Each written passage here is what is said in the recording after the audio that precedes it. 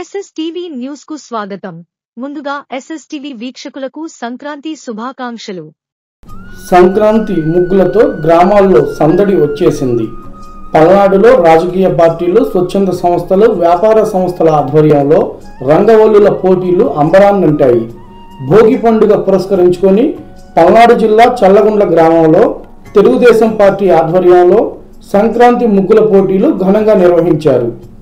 మహిళలు పెద్ద సంఖ్యలో పాల్గొని రంగవల్లులు తీర్చిదిద్దారు. మాజీ ఎంపీపీ సాయి కోటేశ్వరరావు, కాపా హరి, నాదెండ్ల చిన్నమల్లయ్య, స్వర్ణ పిచ్చయ్య, మానం వెంకటేశ్వర్లు, నందిగం రామయ్య, జైపాల్ తదితరులు పాల్గొని ముగ్గుల పోటీలు పర్యవేక్షించారు.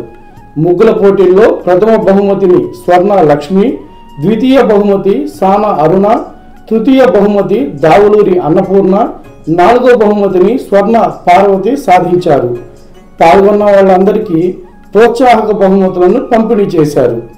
కార్యక్రమంలో హుస్సేన్ బి తదితరులు పాల్గొన్నారు.